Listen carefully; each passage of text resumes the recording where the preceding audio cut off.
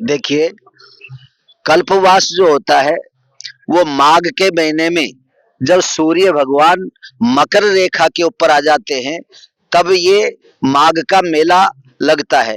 कल माघ मकर गत और रवि जब होई, तीरथ पति आवई सब कोई, धनुज किन्नर नर श्रेणी और सादर मज्जई सकल त्रिवेणी। ये सारे के सारे लोग, देवता लोग आकर के यहाँ, कई लोग हमसे कहते हैं महाराज हम काशी बनारस दर्शन करने जाएंगे। हम उनसे कहते हैं कि 3 लोग 14 भवन के देवता अपनी मूर्तियों को और मंदिरों को इनको छोड़ करके उनका सारा का सारा तेज इस समय माँ गंगा के किनारे पर संतों के बीच में विचरण कर रहा है। इसलिए किसी भी मंदिर में दर्शन करने की 1 महीने जाने की जरूरत नहीं है। यही संतों के दर्शन करो, गंगा में डुबकी लगाओ और इसी में सब प्रकार का आप लोगों का मनोकामना पूरी होगी, आनंद होगा। नमस्कार, मेरा नाम है प्रतीक और आप देख रहे हैं राजस्थान पत्रिका। महाकुंभ में हमारा काफिला, हमारा कारवां आ चुका है। हम महाकुंभ क्षेत्र से गुजर ही रहे थे कि हमारा ध्यान अचानक से पड़ता है एक राजस्थान नंबर की गाड़ी पर। तो हमारी मुलाकात होती है निर्मोही अखाड़ा के प्रवक्ता से। आज हम उनसे बात करेंगे और जानना चाहेंगे कि मेले की क्या व्यवस्था है और जो स्नान होने वाले हैं उनको लेकर उनका क्या दृष्टिकोण है। साथ ही साथ तमाम व्यवस्थाओं पर बात होगी और कुछ खास चर्चा महन जी से करते हैं। आइए जानते हैं। महन जी, ये बताइए कि 14 जनवरी को स्नान होने जा रहा है, तो ये स्नान जो है लोगों के लिए, जो श्रद्धालु आ रहे हैं दूर दूर से, जो यहाँ के लोकल लोग हैं, कैसे उनके लिए यह जो स्नान है वो खास होने वाला है इस बार। जय सिया राम। राजस्थान पत्रिका चैनल के माध्यम से हमारे समस्त दर्शकों को यहाँ गंगा की गोद से मैं शुभ आशीर्वाद प्रेषित करते हुए, जो पत्रिका न्यूज टीम ने मेरे से प्रश्न किया है उसका मेरी बुद्धि और यथावत व्यवस्थाओं के अनुसार उत्तर देने का प्रयास करूंगा। सर्वप्रथम मैं अपने इस अखाड़े का परिचय देता हूं। मैं अखिल भारतीय श्री निर्मोही अन्य अखाड़े से हूं।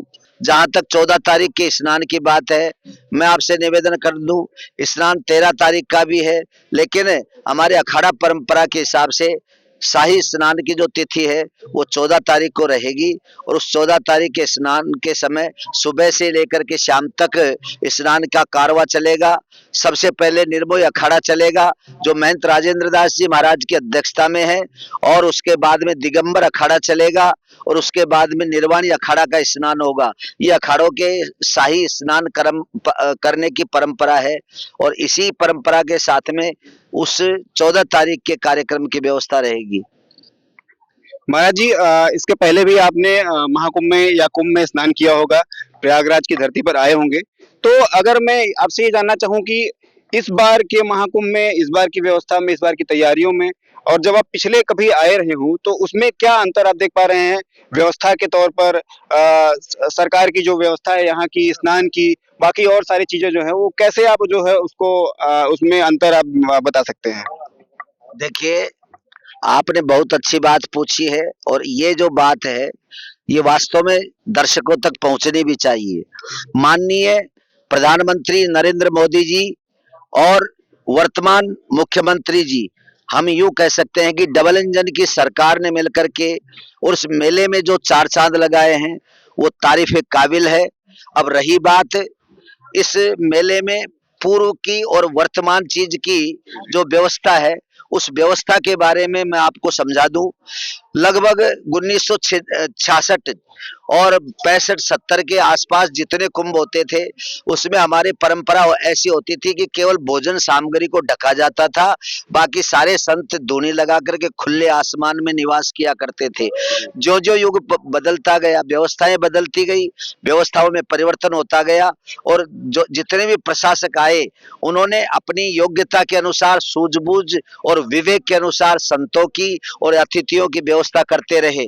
लेकिन इस लेकिन में ये छिपा हुआ है कि सूझबूझ और व्यवस्थाओं में सबने पुरजोर अपनी ताकत तो झोंकी, लेकिन श्रद्धा और आस्था का जो विषय है, मैं समझता हूं, मैं ही नहीं पूरे साधु समाज कुंभ में जब हम घूमते हैं तो ऐसा लगता है कि मोदी जी में वो सूझबूझ कुछ भगवान ने अतिरिक्त रखी और योगी जी ने उस सूझबूझ का पूरा पूरा भरपूर प्रयोग किया, जिसे आज समस्त साधु समाज आनंद में है, समस्त साधु समाज खुश है और अनेक प्रकार की जो सुविधाएं और व्यवस्थाएं जो कभी कल्पना नहीं कर सकते थे, ऐसी व्यवस्थाएं हमारे इस महाकुंभ में देखने को मिल रही है।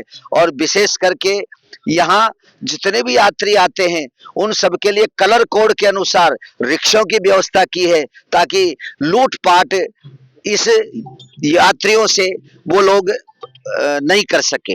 इस प्रकार की व्यवस्थाओं से सारा साधु समाज खुश है और अखिल भारतीय निर्भय अखाड़े के महंत राजेंद्र दास जी सहित हम सब अखाड़े के साधु इस डबल इंजन की सरकार को साधुवाद देते हैं, धन्यवाद देते हैं, आशीर्वाद प्रदान करते हैं। ये जो कल्पवास का ये पूरा नियम बनाया गया है, ज्यादातर लोग इसमें जो है अंतर नहीं कर पाते हैं कि कल्पवास क्या होता है, या वहां पर जाकर नहाना स्नान करना जिसको आप कहते हैं कि स्नान किया जाता है, कल्पवास और यहाँ आकर रुकना चले जाना।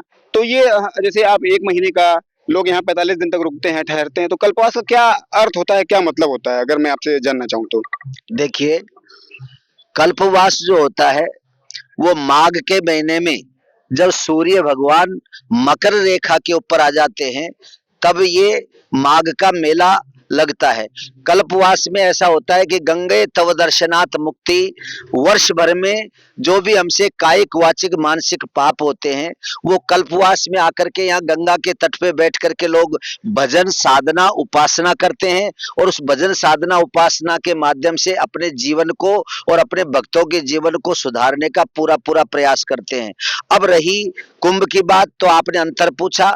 कुंभ में ऐसा होता है कि जब सूर्य 12 बार यानी मकर राशि के ऊपर 12 बार आ जाता है तब कुंभ का स्वरूप बनता है। उस कुंभ के स्वरूप में क्या होता है कि नक्षत्र ग्रह योग तिथि ये सब के सब उस समय पृथ्वी के ऊपर इस समस्त प्राणियों को आशीर्वाद देने के लिए आपकी सरल भाषा में कह दूं कि सीधी सीधी दृष्टि डालते हैं और सीधी दृष्टि डालते हैं तो जो इस पुण्य तीर्थ में आकर के एक डुबकी गंगा में लगा करके सूर्य को जल चढ़ाता है तो मात्र इतने से काम से उसके समस्त पापों का नाश होता है। और वैज्ञानिक तरीके से अगर देखा जाए तो उन तिथियों में इस तीर्थ में इस मिट्टी में इस पानी में और सूर्य के किरणों में ऐसा मेल होता है कि शरीर की जो स्टेमिना है वो बढ़ जाती है और अनेक प्रकार के खोटे ग्रहों से रोगों से इनसे लड़ने की उसमें क्षमता पैदा हो जाती है। ये महाकुंभ का प्रभाव है और इसी को अमृत बिंदु भी कहा जाता है। अब रही 144 वर्ष के बाद महाकुंभ जो आता है, देखिए मैं आपसे निवेदन करूं कि 12 वर्ष का एक चक्र होता है उसमें कुंभ बन जाता है और 12 वर्ष का कुंभ जब बन जाता है तो 12 बार एक एक कुंभ का जब पूरा साइकिल जब भ्रमण हो जाता है तो उसमें जाकर के 144 वर्ष व्यतीत हो जाते हैं। और ऐसे समय में हमारे बाबा तुलसीदास जी ने लिखा है कि माघ मकर गत और रवि जब होई तीरथ पति आवई सब कोई।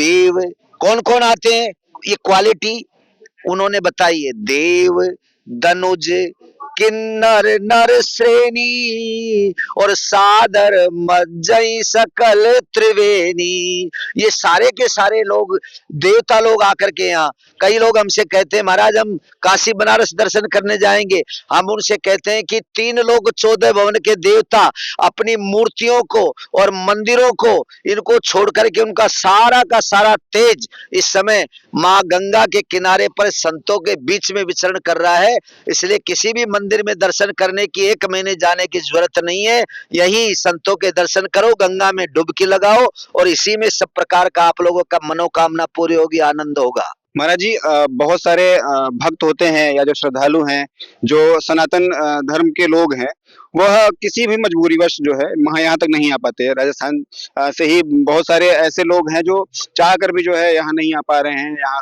आकर स्नान नहीं कर पा रहे हैं, तो उनके लिए जो है क्या कहेंगे आप? मैं उनके लिए कहूंगा कि वो मन में बिल्कुल भी दुखी नहीं हो। हमारी इस सरकार ने मीडिया का इतना अच्छा प्रबंध किया है। और इसमें विशेष रूप से मुझे तो खुशी है कि राजस्थान पत्रिका आज यहाँ उत्तर प्रदेश में इस मेले को आकर के कवर कर रही है, तो इसको भी बहुत बड़ा पुण्य मिलेगा।